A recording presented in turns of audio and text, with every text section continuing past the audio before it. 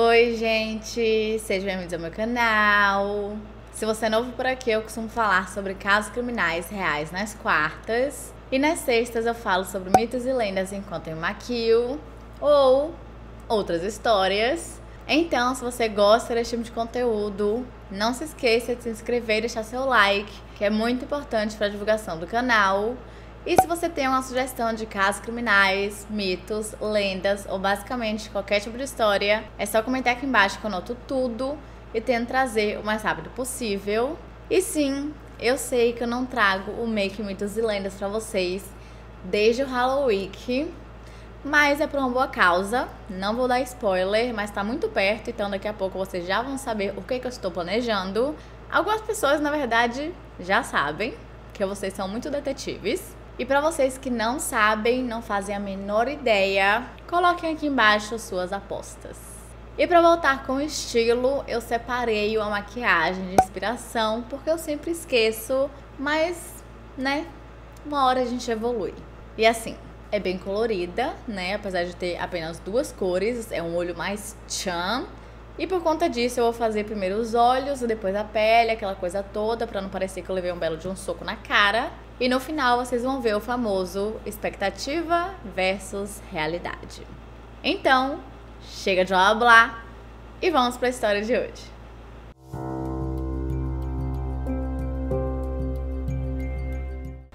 Não sei se vocês já ouviram falar em Sete Além, mas esse local ficou bem conhecido no Brasil ano passado, em 2020, se tornando um trending topic. Mas mesmo assim existe muito mistério em cima dele, como por exemplo, ninguém sabe ao certo como se escreve.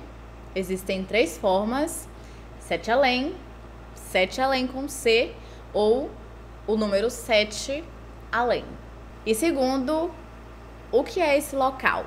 Um bairro, uma cidade, uma nova dimensão ou será um universo paralelo? Fica aí o questionamento.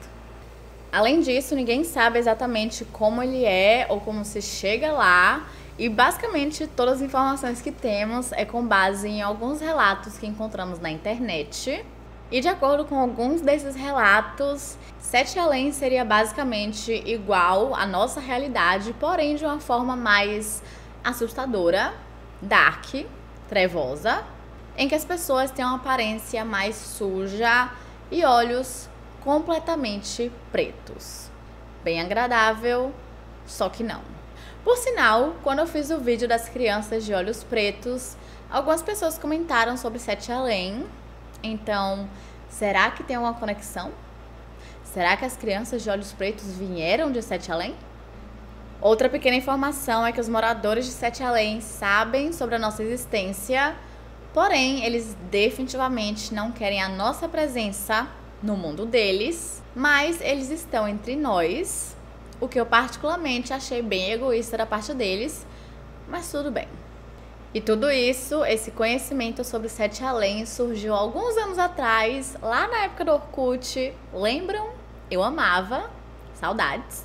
E tudo isso começou lá em 2004, quando um homem chamado Luciano Milici, ou Luciano Milici, que é um escritor e roteirista, criou uma comunidade no Orkut chamada Sete Além, onde basicamente ele queria contar a sua própria experiência, porém ele nunca imaginou a repercussão gigantesca que o seu relato teria. De acordo com Luciano, em outubro de 1994, o ano que eu nasci, ele estava cursando o segundo semestre da faculdade e ele estava com apenas 19 anos de idade. Ele passou por uma experiência um tanto quanto esquisita. Em um certo dia, quando ele saiu da aula, ele fez o mesmo caminho que fazia todos os dias. Ele foi até o ponto de ônibus e lá, geralmente ele pegava literalmente qualquer ônibus, porque todos tinham que passar obrigatoriamente por uma avenida. E nessa avenida ele conseguia pegar o metrô de uma forma muito mais tranquila. Então, quando o primeiro ônibus parou, ele entrou tranquilamente, pegou seu livro para ler. Afinal, o percurso geralmente durava de 25 a 30 minutos. Mas, menos de 15 minutos depois, uma mulher sentou ao seu lado e começou a cutucá-lo, meio que para chamar atenção. E então, quando ele percebeu, largou seu livro e a mulher perguntou o seguinte: você não vai para Sete Além, vai? O que obviamente deixou o Luciano bem confuso, porque primeiro ele nunca tinha ouvido falar em Sete Além, então no começo ele tinha entendido Santarém, e como ele ainda estava tentando processar aquilo, ele não respondeu de imediato, e ela voltou a dizer que aquele ônibus estava indo para Sete Além e que era melhor ele descer o mais rápido possível, tipo, desce, querido, beijos, realmente tentando expulsá-lo. Mas como eu falei pra vocês, Luciano pegava aquele caminho todos os dias e ele sabia que todos os ônibus iriam pra tal avenida, que ele poderia pegar o metrô. Então, pra ele, tanto fazia se o ônibus ia pra Sete Além ou não, porque eles teriam que passar nessa avenida. Porém, quando ele olhou pro lado, todo mundo do ônibus simplesmente o estava encarando. Logo em seguida, uma outra mulher levantou e mandou ele descer. Depois, um outro rapaz. E por último, o próprio cobrador começou a gritar pro motorista dizendo que iam descer. E quando o ônibus parou, ele desceu, né? Não tinha muito o que ele fazer. Literalmente todo mundo tava mandando ele sair, expulsando ele sem motivo nenhum. E ele ficou ali, no meio do nada, esperando algum outro ônibus passar. E percebeu que esse ônibus que ele estava fez uma curva e entrou em uma rua estreita de paralelepípedos. O que de imediato ele já achou estranho, porque ele sabia que aquela rota não passava ônibus, mas ele tentou ser o mais racional possível e imaginou que fosse um ônibus privado, até que ele lembrou que tinha cobrador, então nada fazia o menor sentido. 10 anos depois, quando ele compartilhou a sua experiência na comunidade do Orkut, em 2004, ele recebeu milhares de relatos de pessoas contando alguma história muito parecida ou que de alguma forma elas até mesmo teriam chegado a Sete Além. E obviamente eu vou contar pra vocês alguns desses relatos, não tem como eu contar todos porque são muitos, mas aqui no YouTube tem vários, então eu vou deixar alguns links aqui na descrição para caso você seja uma pessoa um pouco mais curiosa e quer conhecer mais histórias. E é aquilo, né? Confie no processo, porque eu sei que isso aqui parece que não vai levar a lugar nenhum, mas a gente espera que fique legal no final. E o nosso primeiro relato, tirando de Luciano, é de um homem chamado Júlio. De acordo com Júlio, em um certo dia ele estava tranquilo, pleníssimo no shopping, até que em um certo momento ele sentiu vontade de ir no banheiro. Porém, quando ele saiu, o local estava completamente diferente de 2 minutos atrás. As pessoas pareciam bem mais assustadoras e as lojas não eram mais comuns. Elas vendiam animais, ferraduras e até mesmo ganchos no shopping. E quando ele olhou para uma menininha que estava passando, ele percebeu que ela tinha olhos bem esquisitos e um olhar muito pesado.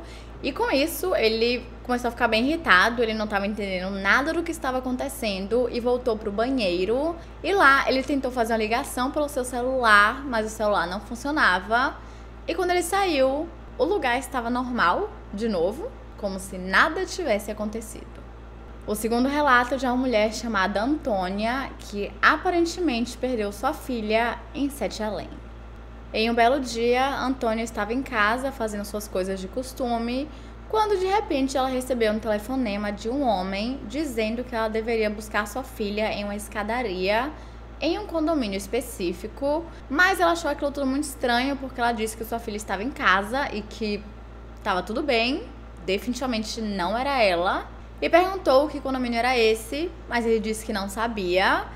Então ele perguntou para ela se a sua filha estava usando uma camiseta verde no momento em que desapareceu. Só que aquilo tudo enfureceu a Antônia muito. Ela sabia que sua filha estava em casa, que estava bem, e achava que tudo aquilo era um trote de muito mau gosto, e chegou a ameaçar um homem que chamaria a polícia, e nesse momento a ligação caiu.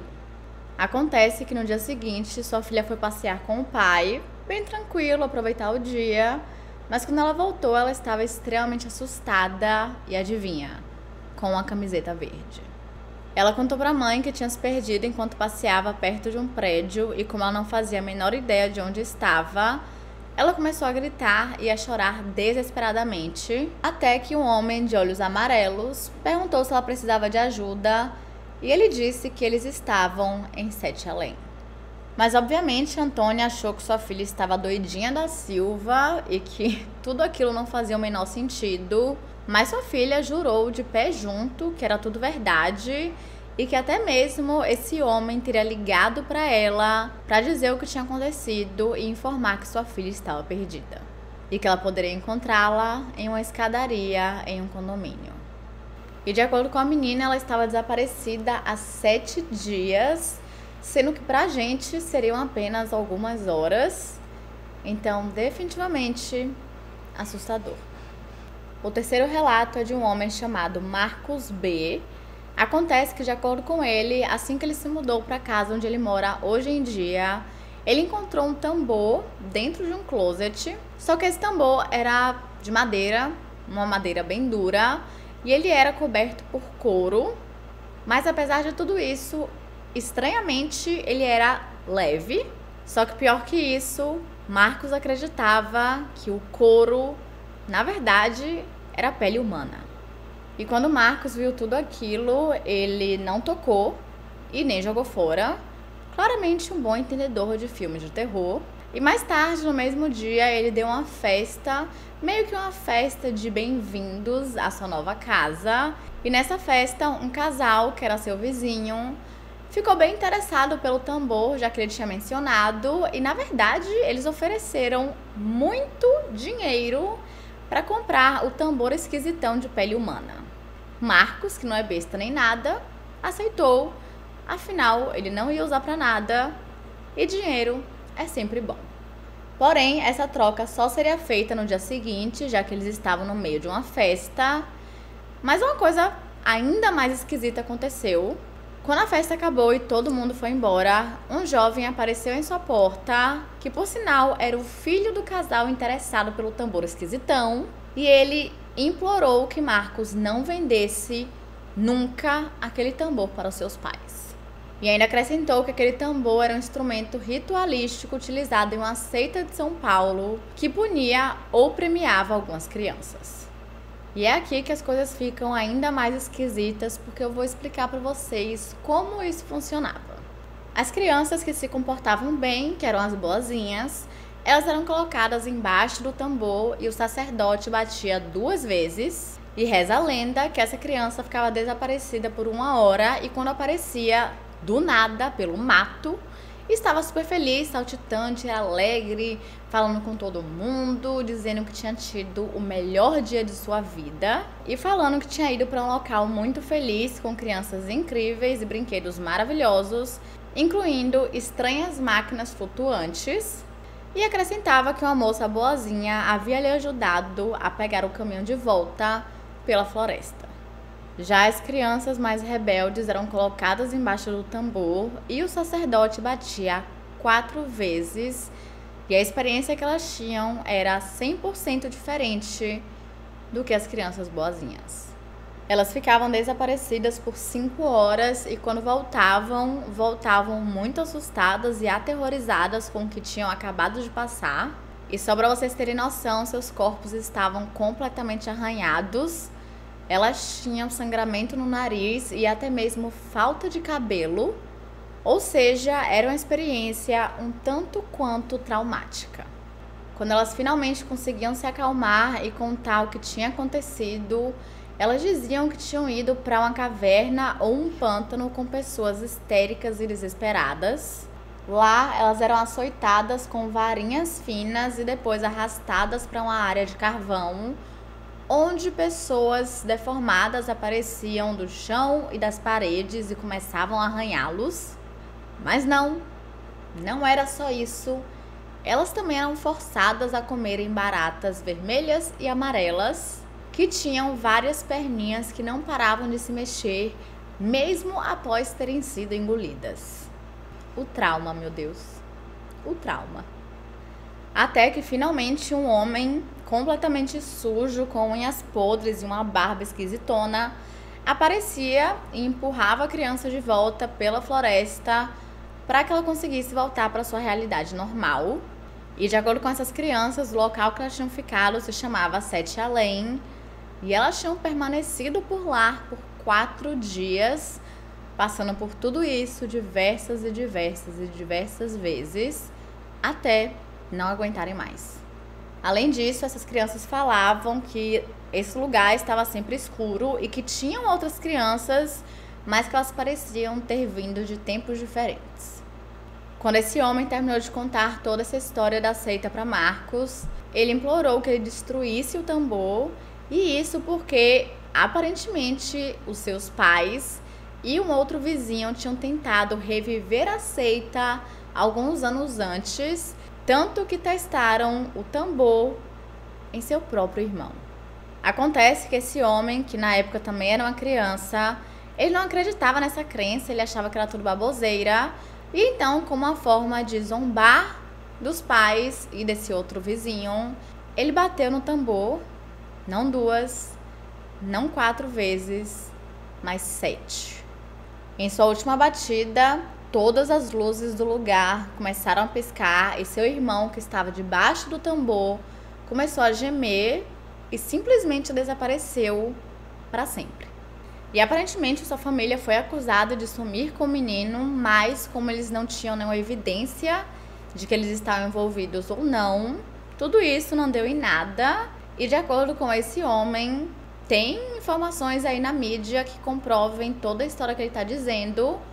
Porém, eu particularmente não encontrei nada, então se alguém encontrar, pelo amor de Deus, coloquem os links aqui, porque eu estou desesperada, eu estou curiosa.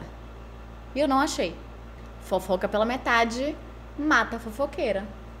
É isso. Marcos disse que não acreditou na história desse homem, mas que mesmo assim, por via das dúvidas, os dois destruíram o tambor. E depois ele disse pro casal que infelizmente ele havia deixado cair e que quebrou. E esse foi o relato de Marcos B. E por último, a última história é de uma mulher chamada Laura. De acordo com ela, no segundo semestre de 2014, ela estava morando em Florianópolis com uma amiga. E em um certo momento, um primo das duas decidiu passar um tempo com elas, tranquilo lá, não sei se era férias ou algo do tipo. Porém, os 3 tinham combinado de voltarem para São Paulo juntos de carro, e foi isso que eles fizeram. Quando eles estavam perto de Curitiba, o Waze levou eles para uma rota que deveria ser mais rápida, e a esse ponto já estava começando a anoitecer, mas tudo bem, 0 problemas, tudo tranquilo por enquanto. Porém, conforme eles iam seguindo a estrada, ela foi ficando cada vez mais sinuosa, cercada de matos, e além deles não tinha mais nenhum carro. E depois de meia hora dirigindo, alguns caminhões começaram a aparecer na estrada, mas bem perto deles, e na mesma hora o GPS caiu e todos os celulares descarregaram na mesma hora. Esquisito.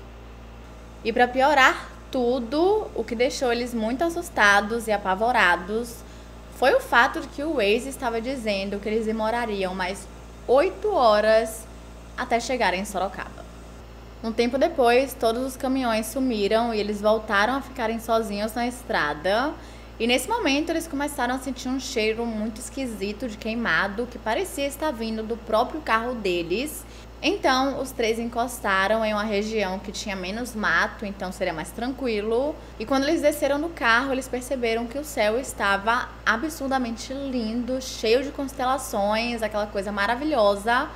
Porém, eles não estavam com a sensação tão maravilhosa assim. Na verdade, eles estavam sentindo uma coisa muito esquisita, que nem eles sabiam explicar, mas que se assemelhava muito com o puro medo. E nessa situação, Laura começou a ter uma crise de ansiedade e pediu para todo mundo que eles fossem embora o mais rápido possível.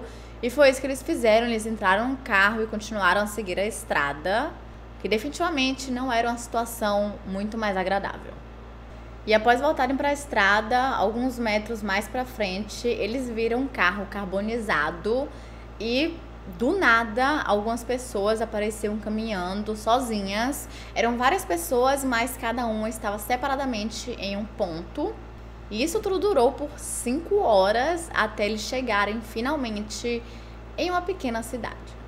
Mas lá eles encontraram um bar e Eles já estavam viajando há um certo tempo, então eles queriam ir no banheiro, beber uma água, aquela coisa toda. Então eles entraram no barzinho, que era praticamente o único bar da cidade. Mas assim que eles pisaram no local, todo mundo ao redor começou a observá-los e até mesmo começaram a falar mal deles na frente deles, bem educados. E quando o trio terminou de fazer tudo o que eles precisavam fazer, eles entraram no carro e saíram dali o mais rápido possível.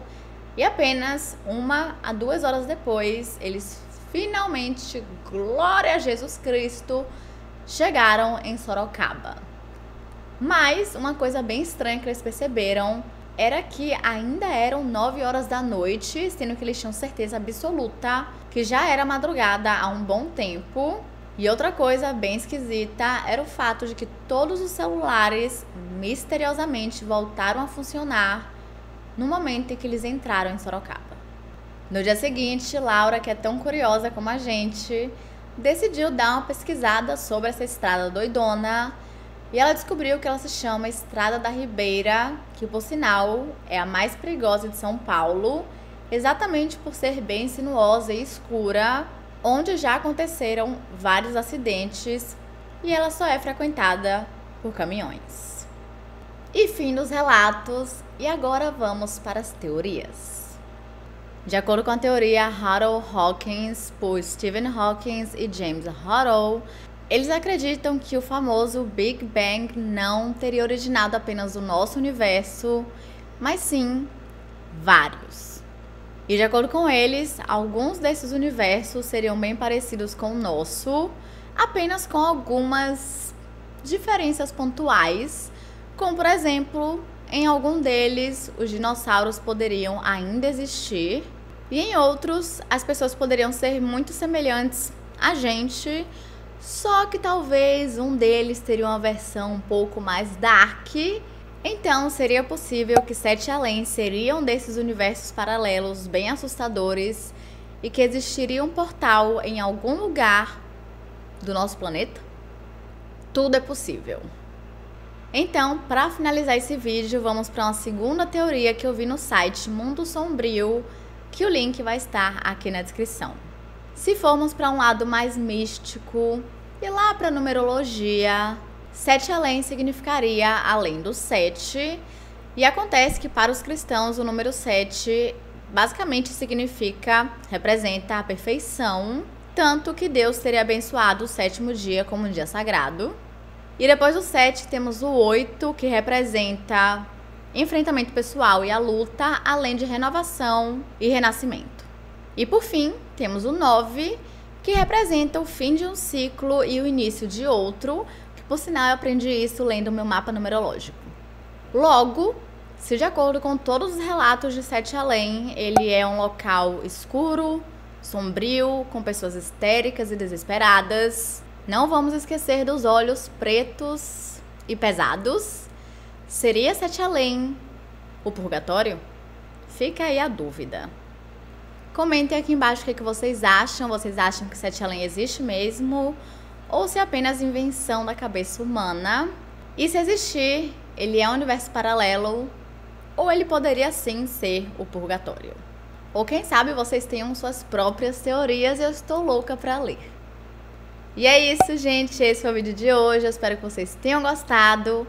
Se vocês gostaram, não se esqueçam de se inscrever e deixar seu like, que é muito importante para a divulgação do canal. E se você tem alguma sugestão de casos criminais, mitos, lendas ou basicamente qualquer tipo de história, é só comentar aqui embaixo que eu anoto tudo e tento trazer o mais rápido possível.